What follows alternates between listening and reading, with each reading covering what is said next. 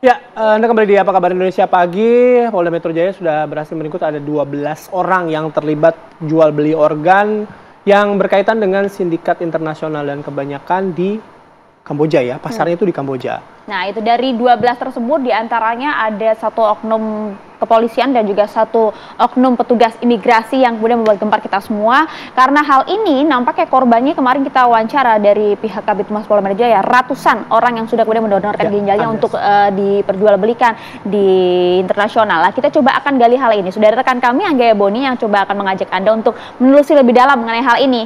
Boni. Ya, selamat pagi Ayah, Bayu, dan pemirsa. Betul sekali bahwa beberapa hari terakhir ini publik dihebohkan dengan sindikat jual ginjal jaringan internasional. Tepatnya para pendonor ini melakukan transplantasi ginjal di Kamboja. Nah, tetapi sebelum para pendonor ginjal ini berangkat ke Kamboja, rupanya ada pergerakan para sindikat yang sempat menghuni rumah yang ada di belakang saya. Ini tepatnya berada di Kabupaten Bekasi, Jawa Barat. Villa Mutiara Gading, Desa Setia Asih, Kecamatan Tarumajaya. Sedikit saya mau ajak Anda, Bayu, Ayah, dan pemirsa untuk menggambarkan rumah yang sempat disinggahi, ditempati para sindikat ini selama kurang lebih 4 bulan sebelum akhirnya mereka digerebek oleh pihak kepolisian dari Polda Metro Jaya. Tidak cukup besar, namun rumah ini terdiri dari 2 lantai. Kami juga tidak tahu pasti sebenarnya aktivitas apa yang dilakukan di dalam rumah ini. Kemungkinan mereka melakukan perekrutan seperti yang disebutkan oleh pihak kepolisian. Mereka merekrut melalui media sosial Facebook. Di situ mereka mencoba menjaring para korban yang bersedia mendonorkan organ tubuh mereka berupa ginjal. Nah, saya mau ajak Anda untuk lebih jelasnya kita gali lebih dalam mengenai pengungkapan kasus sindikat ginjal ini dengan kepala atau ketua RT lingkungan setempat. Sudah janjian tadi bersama saya ada Pak Ratam, langsung saja saya undang. Pak Ratam bisa bergabung bersama kami, Pak. Selamat pagi, Pak Ratam. Selamat pagi. Ya. Oke, Pak, pertama kami ingin tahu dulu pengungkapan kasus ini, informasinya sudah dari sekitar bulan Juni ya, Pak. Awal mulanya terbongkar di sini ada sindikat seperti apa, Pak? Kalau saya sih dapat informasi dari pihak kepolisian bahwa di sini ada, saya nggak tahu kasusnya apa, intinya ada yang dicurigain. Yaitu akhirnya pas penggerebekan itu tahu-tahu pagi itu kasusnya ternyata jual beli ginjal itu. Oke, berarti Bapak selaku ketua RT awal mulanya tahu informasi dari kepolisian mau ada penggerebekan, tapi tidak tahu kasusnya apa. Iya. Nah, tapi Bapak sendiri mengenal nggak orang-orang yang sempat ngontrak di rumah ini? Mengenali person sih nggak, cuma dia ada laporan aja ke saya yang pertama. Cuma KTP aja, KTP masuk ke saya, namanya si A gitu aja. Berarti itu mereka ngontrak sejak kapan itu, Pak? Kurang lebih 4-5 bulan. Tapi sempat nggak mungkin Bapak sedikit ngobrol, mungkin mereka pekerjaannya apa, sehari-hari aktivitasnya apa? Kalau info itu kerjanya di bangunan kayak proyek bilangnya proyek. Jadi dulu mereka datang ke sini ngontrak itu rame-rame gitu ya, Pak? Maksudnya nggak cuma 1 orang? Iya, izinnya ke saya cuma ada 5 orang. 5 orang. Itu laki-laki semua? Laki-laki semua. Usia berapa, Pak, kisaran, Pak? Kurang lebih di bawah 30 tahun lah. Di bawah 30 tahun. Nah, itu kan tadi Pak Ratam sempat bilang itu yang pertama ngontrak gitu ya. Yang pertama izin ke Bapak lapor. Nah, itu berarti setelah itu ada yang datang lagi gitu, Pak? Yang datang lagi nih yang kemarin ditangkap itu karena yang datang lagi yang berikutnya ini. Oke. Nah, itu Bapak mereka nggak lapor ya? Nggak ada ngasih KTP ke Bapak? Yang ini enggak. Oke.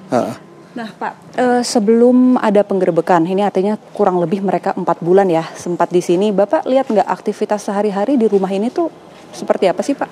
Kalau aktivitas ini sih paling saya cuma lihat di depan rumah ini aja. Anak-anak pada ngumpul aja.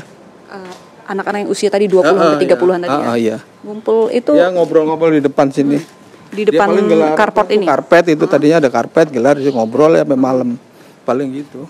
Oke, sering tegur sapaan juga sama Bapak? Enggak, saya jarang-jarang tegur. Oke, nah ini kan kalau di kasus ini kan Pak, informasinya sudah ada 122 orang yang mendonorkan ginjalnya dari tahun 2019 sih sebenarnya. Nah tapi mungkin Bapak sempat lihat nggak ada mungkin orang-orang yang datang terus ke sini? Oh enggak, aktivitas itu enggak ada. Datang pergi masuk silih berganti gitu enggak? Enggak ada. Berarti hanya mereka yang tadi sekitar berapa orang tadi Bapak? 4-5 orang itu. Itu aja ya Pak ya? Itu aja. Oke, baik, terima kasih Pak Ratam, selaku Ketua RT di lingkungan Villa Mutiara Gading. Selain informasi dari Pak Ratam ini, Bayu, Ayah dan pemirsa, saya juga akan ajak Anda untuk berbincang dengan salah satu lagi narasumber kami dari Direktur Eksekutif Lembaga Kajian Strategis Kepolisian Indonesia, Lemkapi. Ada Bang Edi Hasibuan. Selamat pagi, Bang Edi. Sehat, Bang? Ya, alhamdulillah sehat. Oke. Tentu yang menarik, pemirsa, di kasus ini dari 12 tersangka yang sudah ditetapkan polisi, ada satu oknum anggota Polri yang juga terlibat, dan informasi dari pihak Polda Metro Jaya, peran dari polisi ini adalah menghalangi atau merintangi penyidikan dari kasus ini. Nah, saya mau tanya ke Bang Edi ya. Bang, tentu ini menarik. Lagi-lagi ada oknum polisi yang mencoreng institusi kepolisian. Tanggapan Abang? Ya, pertama tentu saja kita prihatin ya apa yang terjadi, dan yang pasti memang pengungkapan ini adalah merupakan suatu hasil kerja Polri ya. Karena kita bagaimanapun juga tidak pernah terbayang ada kasus jual beli ginjal ya. Kemudian berhasil diungkap Polda Metro Jaya ya, Direktorat Kriminal Umum Polda Metro Jaya ya. Tentu ini sangat membanggakan masyarakat ya. Artinya apa yang mereka lakukan selama ini dihentikan ya. Mudah-mudahan tidak ada lagi kasus serupa terjadi pada masa yang datang. Kemudian ada menyangkut masalah keterkaitan, ada oknum ya. Tentu ini harus terus didalami ya. Kita berharap Bapak Kapolri nanti harus memberikan tindakan tegas ya. Kalau kami menyarankan malah kalau bisa dipecat ya, PTDH ya. Karena bagaimanapun juga apa yang dilakukan oleh yang bersangkutan termasuk melakukan obstruction justice ya, menghalangi penyidikan ya. Bahkan saya dengar dia pun menyuruh handphone pun harus dibuang. Kemudian berusaha memberikan janji bahwasanya dia bisa menyelesaikannya. Oke, Bang Edi pasti punya mungkin banyak saran ataupun kritik terkait dengan kasus ini, tapi nanti kita akan bahas sesaat lagi ya Bang. Usai jeda berikut ini masih di Apa Kabar Indonesia Pagi.